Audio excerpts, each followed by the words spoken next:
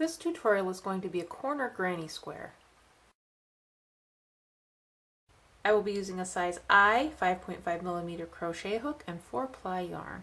Take the loose end, wrap it over the main strand. Now you have a loop. Take the loop, wrap it over the main strand. Put your hook below the center strand, back up the opposite side. This creates the slip knot. Work a chain 4. 1, 2, 3, 4. Join with the beginning chain. Joining is putting your hook through the first chain. Wrap the yarn over, pull through the loop on the hook. You have joined your chain into a ring. We will work a chain 1. This is a step up to the next round. Work 3 double crochet. 1, 2, 3, chain 2. Work 3 more double crochet, and I'm working right through the chain, which is around the chain. I'm not going through the actual chain itself. I'm working right around it. This is number 2, number 3, chain 2, work 3 double crochet, 1, 2, 3, chain 2. This is the last 3 double crochet, 1, 2, 3. Now I'm going to work a chain 1. I want to end in the center of the corner, so I'm going to work a single crochet right through the very first chain. Work a chain 1. This is the step up to the next round. In the same space, work 3 double crochet. That's 1, 2, 3. Chain 1. In the next corner, work 3 double crochet, 1, 2, 3, chain 2, work 3 double crochet in the same space, 1, 2, 3, chain 1. In the next corner, work 3 double crochet in the same space. That's number 2, 3, chain 2, work 3 more double crochet in the corner in the same space. That's number 2, 3, chain 1. In the next corner, work 3 double crochet. That's number 2, 3, chain 2, work 3 more double crochet in the same space. 1, 2, 3, chain 1, work 3 double crochet in the next space. 1, 2, 3, chain 1. We are going to be changing color, so I'm working a chain 2. We will join below the 2 loops at the top of the stitch, wrap the yarn over, pull through the loop on the hook, yarn over, pull through. I'm going to cut the yarn, then give it a tug. This is the first 2 rounds. I'm going to attach the yarn in a different corner. I'm wrapping the yarn over, pull through, and then working a chain 1 for my step up.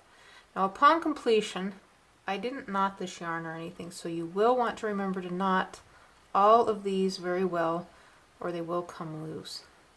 I am working 3 double crochet.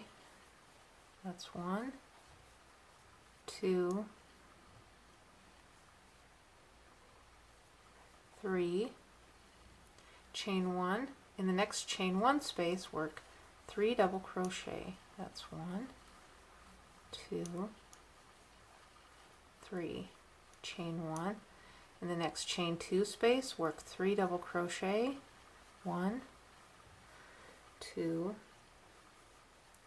3, chain 2, work 3 more double crochet in the same chain 2 space.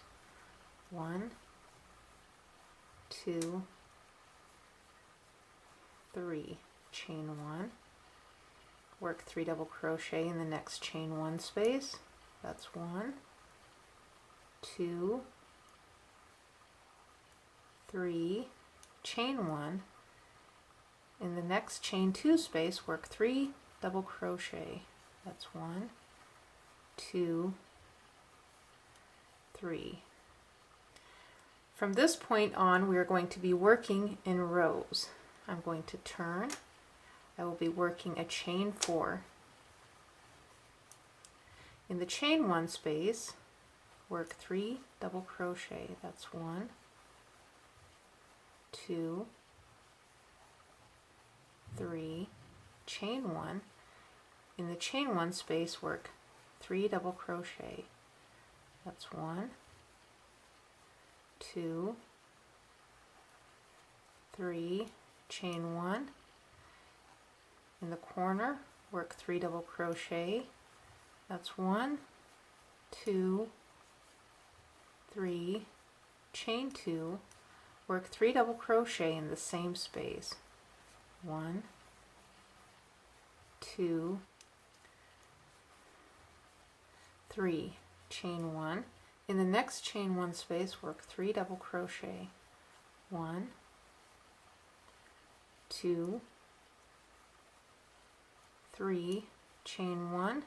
In the next chain 1 space, work 3 double crochet. That's 1, 2, 3, chain 1. We're skipping over 1, 2 stitches. In the last stitch, we will be working a double crochet. This is what we have completed. This is going to show an edging, and I'm going to attach in the corner. I'm working a single crochet edging, working 3 single crochet in the corner. That's number 3.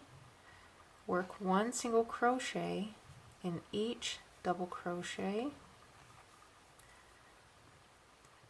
Work 1 in the chain, 1 single crochet in each of the double crochet, a single crochet in the chain, 1 single crochet in each double crochet. Now we're over here to this side, and I want to keep all of these even. When I count across the 3 double crochet, I've worked 1, 2, 3, 4, 5, 6, 7, 8, 9, 10, 11, 3 in the corner. I want to keep that even on this side. This side is going to be a little bit confusing because we're working through the sides of the stitches. We will be working 1, 2, 3, 4, 5, 6, 7, 8, 9, 10, 11. Sometimes it may be challenging to work 3 single crochet through the side, so you can work 2 and then 1 and then 3 single crochet in the corner. So you will have a total of 4 in this space right here. So I'll go ahead and show you. So I will work 1, 2, 3, 4, 5,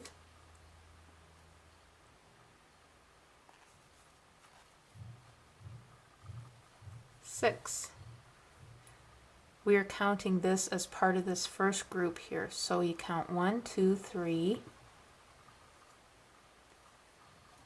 4, 5, 6, 7, 8, 9, 10, 11. 3 single crochet in the corner. This side is going to be the same way, only we are starting with 1, 2, 3, 4, 5, 6, 7, 8, and then just find a place to put your stitches. 9, 10,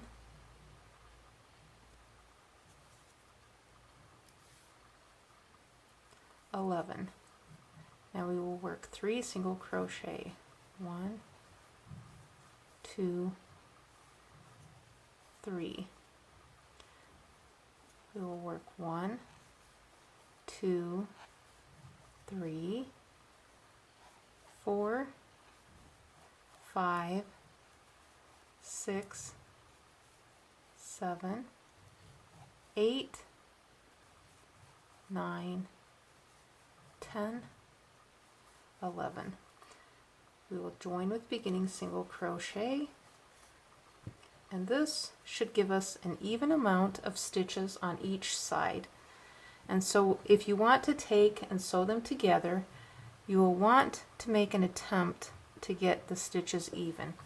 But I will mention that they don't have to be even, because you can ease them and get them to fit. If you've sewn granny squares before, you will be familiar with being able to take granny squares that are a 1/2 inch larger or a 1/2 inch smaller and making them work. They will just work even if they're different sizes.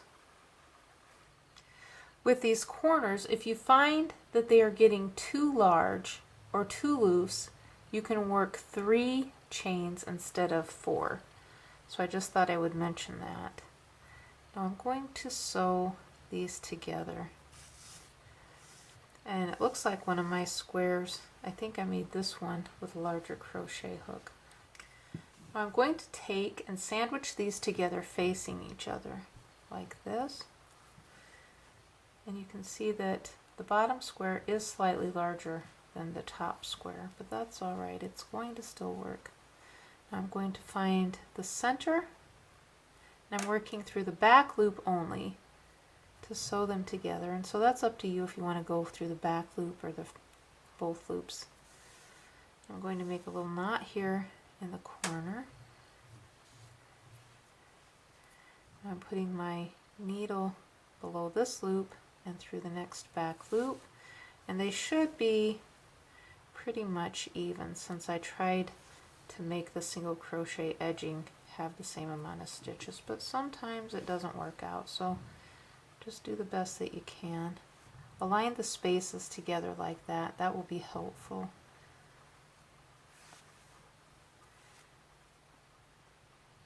And then sew all the way across. Now we're sewing the center space. And then when I flip it over, this is what it looks like. And we are right here sewing together the center space. And from time to time, I will take and give them a little bit of tug like that to make sure that they're all even.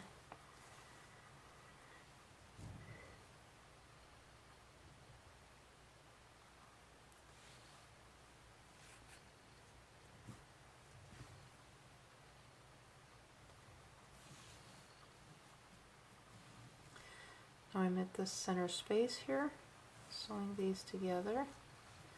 And this is the same way that I would sew together the traditional granny square or any granny square, because I think sewing them together is less bulky than slip stitching or slip stitching from the stitch from a double crochet or something like that. I prefer sewing them, but that's just my preference. You can do whatever you want to do with your granny squares. I'm over here to the corner, and I'm going to do 2 more stitches. That's 1 and 2. I'm going to make a little knot here in the corner. These would even go good with those freeform granny square afghans that are so pretty. Those are really interesting looking. And this is what I have. And you can see it is a little bit off right here, but that's all right. It still would work if I attach another one up here. All these will blend in together, even though it's slightly larger. And then you make sure that It's nice and knotted good. You don't want those tails coming out. Then weave the tail between the loops or the stitches and then knot it off so that it doesn't come out.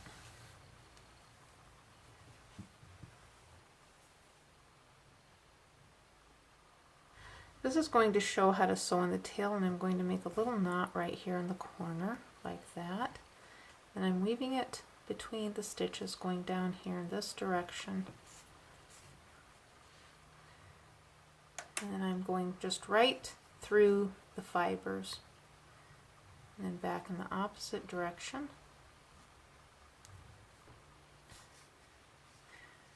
And then I found that I like this way a little bit better than just leaving a tail between the stitches, because we don't want this coming apart. I have had people over the years bring Afghans to me and think that they were coming apart when really it was just the tail coming out because they had washed it. So that's something to keep in mind when you're giving something that's crochet to someone, to let them know if the tails come out, just to sew them back in, because it is possible that they could come out. And I'm going to weave them over in this direction right in here and then make another knot, and then make them close so that they go down in between the stitches, and then the knot is hidden. And when I pull it like that, then you can pull it over, and then the knot is hidden between the stitches. And then cut off the yarn. And that's sewing in the tail.